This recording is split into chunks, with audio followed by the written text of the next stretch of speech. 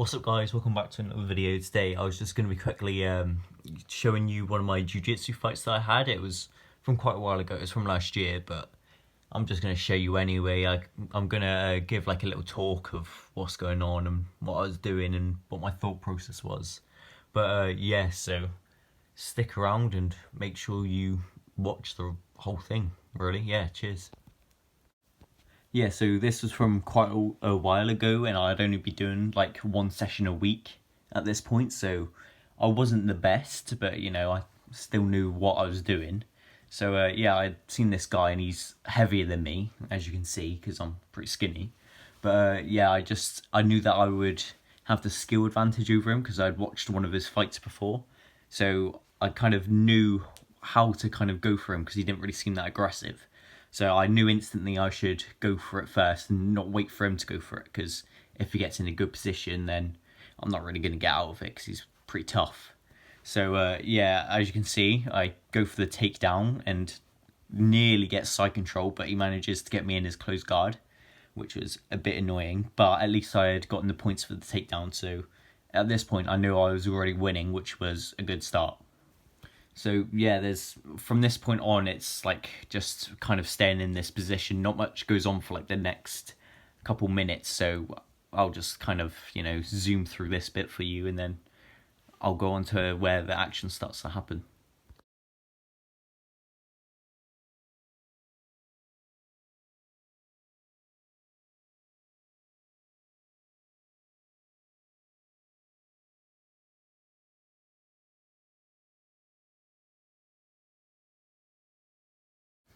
So I've tried to escape quite a few times, but I just can't really do it, mainly because I wasn't at the level of skill to be able to get out yet.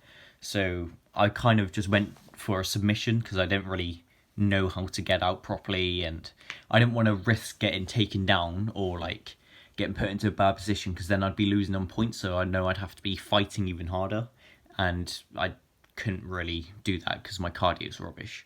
So yeah, I tried going for a gi choke, and it it was really hard to pull off because like it's really hard on your biceps, just constantly squeezing, and it's not that effective because, you know, you just gotta try and get the right angle, and it's just a really difficult choke. So I definitely wouldn't do that choke again, but because I was pretty new to the sport at the time, I kind of just went for it. But yeah, as I held the choke longer, I could feel my biceps just draining. It was really hard, but my corner kept on telling me to like try and escape, but I knew that I was like really off balance, and I knew that he'd be able to take me down straight away. So I just kind of ignored him, but I basically put all of my effort into this choke because I knew it was working because I could hear him. He was like making a lot of like, you know, choking sounds, but yeah, I could see that the ref was watching closely, so I tried just holding it for as long as I could because I knew that the ref was watching and it was getting close. But my arms just gave up. Like, it was so tough.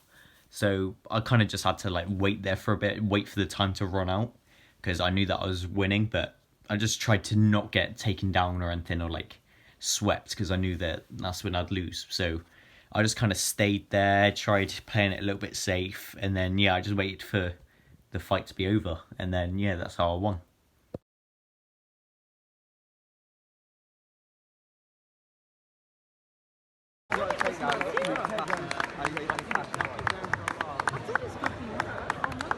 Bye. Bye. Well done. Now I had gotten into the finals, and then this guy was really good. Like, I've seen him before. He's gotten gold place every time, and I was like, wow, he's good.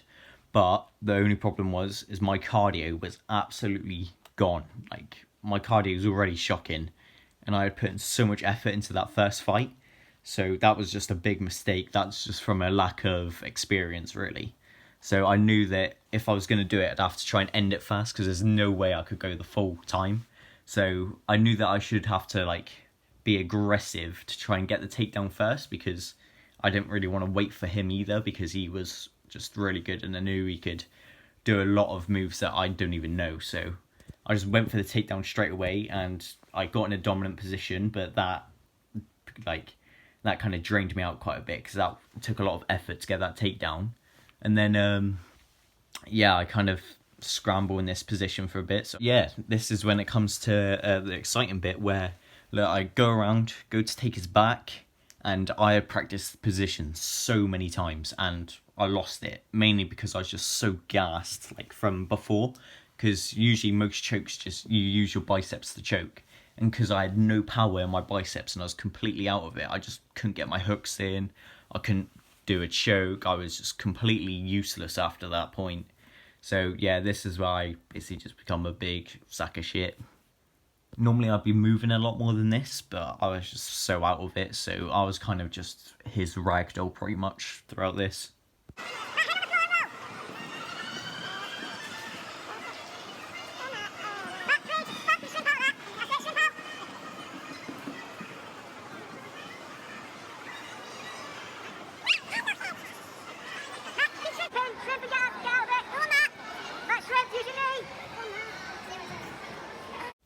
I go to get him in some sort of like triangle. I don't know the name, but it's like some sort of like reverse north to south triangle, something like that.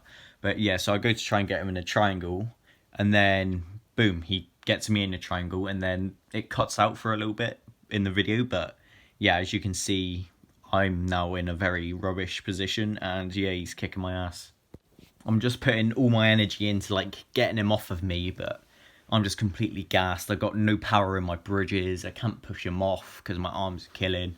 So I'm just kind of waiting for either the time to run out or for him to just submit me. I can see he's going for the armbar, and I'm like normally really good at defending armbars. Like I rarely tap to them because I'm quite good at just usually bicep curling out of it, but my biceps are just completely dead. So I usually just twist my arm so they can't actually get the leverage on my elbow. So yeah, normally I don't really get submitted by arm bars. So when he took it, I was there like, oh, all right, I can kind of handle this. But there's a rule where if you're in a submission and it's being held for like too long, then they stop the fight even if there's no tap, which is a bit annoying because I was doing that to the other guy and it didn't get stopped and he was in a lot of pain. But yeah, so I was kind of glad, if I'm honest, because I really wanted the fight to stop because I was just done. I felt sick because my cardio was rubbish, but I did learn something from this loss, and that's to get better cardio, and that was last year. So next time you see me fight, hopefully I'll be fighting this guy again, just so I can prove to you that I am good, I am committed, and I will train, which I do pretty much 24/7 every day of the week. So yeah, thanks for watching, and let me know if you want to see my journey through my BJJ career. If you want to see me do MMA, which I already do, but if you want to see me sparring and stuff like that, yeah, cheers for watching.